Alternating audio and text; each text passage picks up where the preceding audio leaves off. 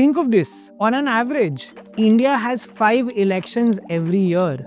And all of us know that Indian states usually have as many voters as several countries in the entire world. For example, Uttar Pradesh would have been the 6th most populated in the world if it were a country in itself. In fact, among the top 50 most populated states in the world, 17 are from India, with UP at 1, Maharashtra at 3, Bihar at 4, and Bengal at 8. In all, we had Lok Sabha plus 8 state assembly elections in 2024. But wait, in 25 and 26, India will again vote in 8 state elections. Now, would it be wrong to say that India is in a constant election mode with an average of 5 elections every year? And that is why we need some serious electoral reforms like one nation, one election here.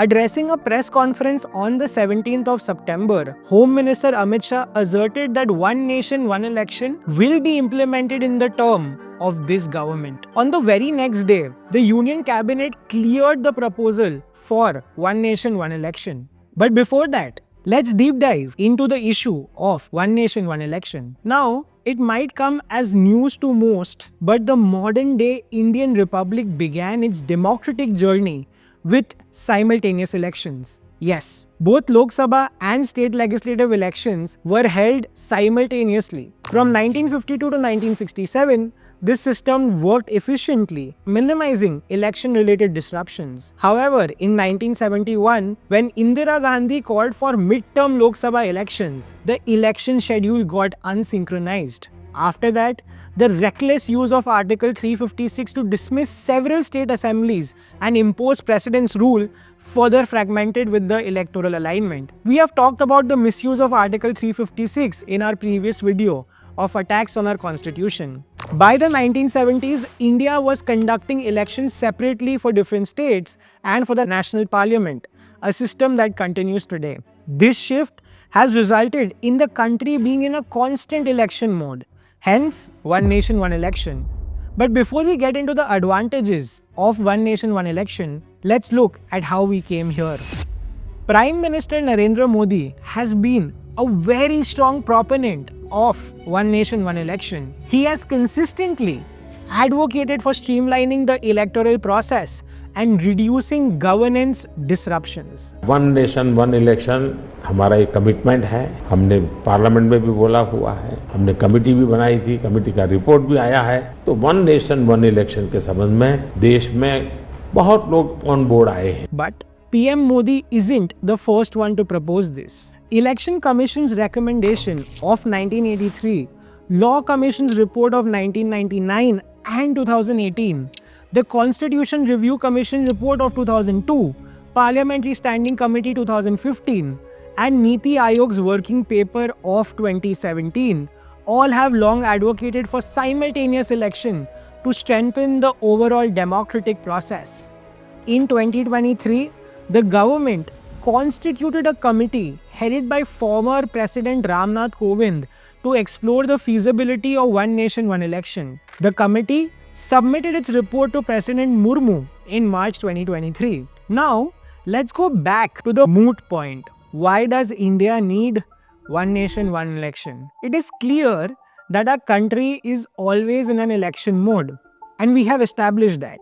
There's always some election that has just concluded or some election that is coming up soon. It's like one movie after another. This continuous cycle has significantly increased the cost of elections. It hinders developmental works due to frequent model code of conduct, hinders day-to-day governance, hinders long-term fundamental reforms in favor of short-term electoral dividends, hinders fiscal prudence due to freebies culture, and hinders unity and integrity of India, with the overall stability of our polity and policy being very shaky. All of this has led to colossal inefficiencies both at the national and state level.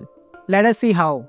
It has reduced to a falling cost and time efficiency. The Lok Sabha election of 2019, for instance, cost the exchequer more than 9,000 crore. By consolidating in elections, India can reduce this recurring drain on government and political parties.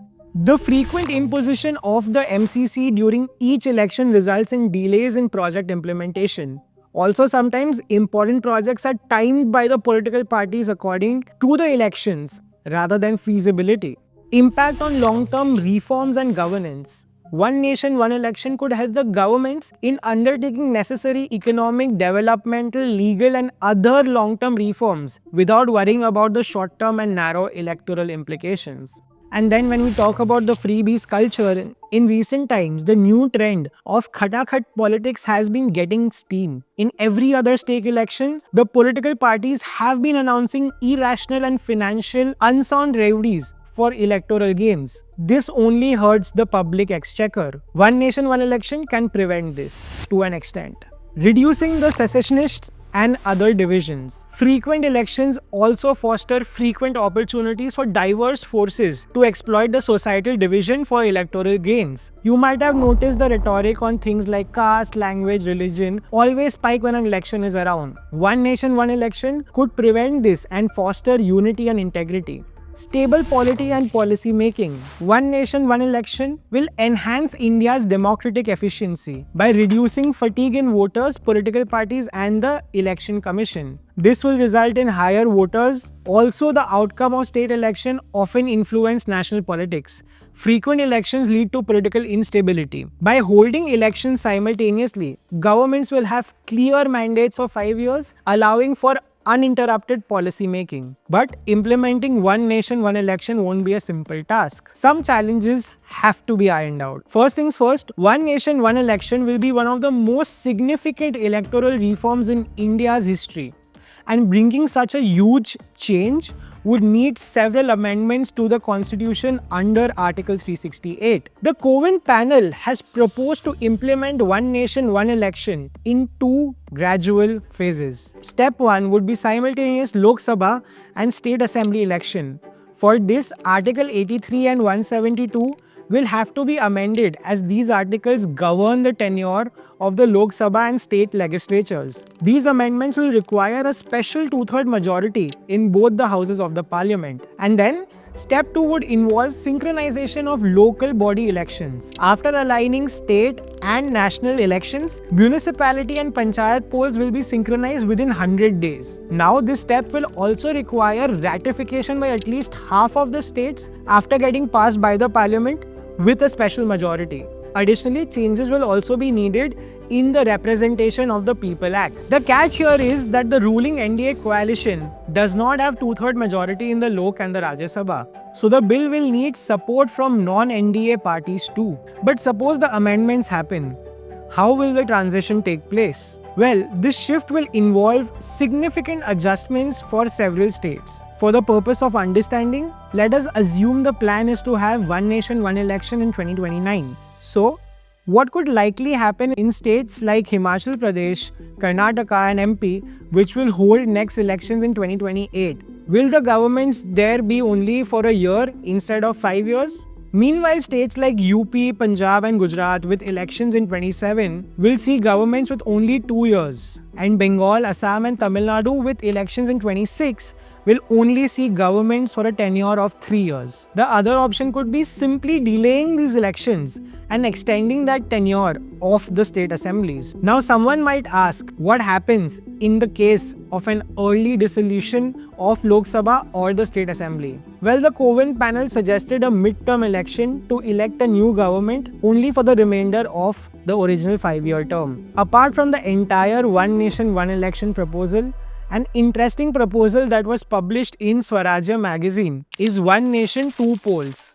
It is argued that One Nation, Two Polls is a more practical alternative to One Nation, One Election. One Nation, Two Polls involves 2 phases of elections spaced 2.5 years apart. This gives government an optimum time to submit report cards and get genuine feedback. Also, it is better to place elections 2.5 years apart rather than 5 to put a check on authoritarian tendencies. There are also some reservations about the entire idea. Some argue that local issues might be overshadowed by broader national concerns.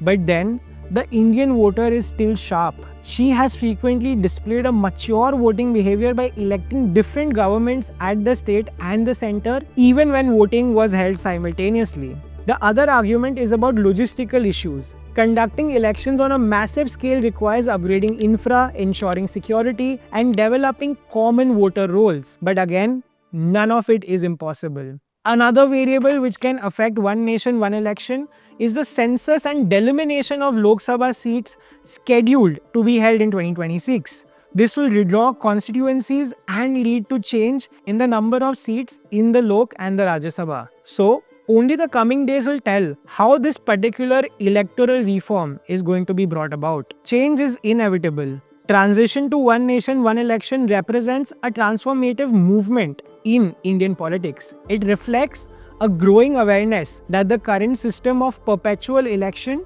is unsustainable. India's electoral journey has been one of resilience, despite the many challenges along the way. The simultaneous elections proposal offers a way to strengthen the democracy, reduce election-related costs, and stabilize governance. While the process may face logistical and political challenges, the Kovind Committee provides a clear path forward. The case for reform is compelling. India must adapt to ensure that its democracy remains vibrant and effective in the 21st century. If everything goes right, the country could see a new era of streamlined governance, electoral efficiency, and stable polity. And there would be nothing like it if this can be achieved with a political consensus above the partisan lines. This is Samarth. See you in the next one.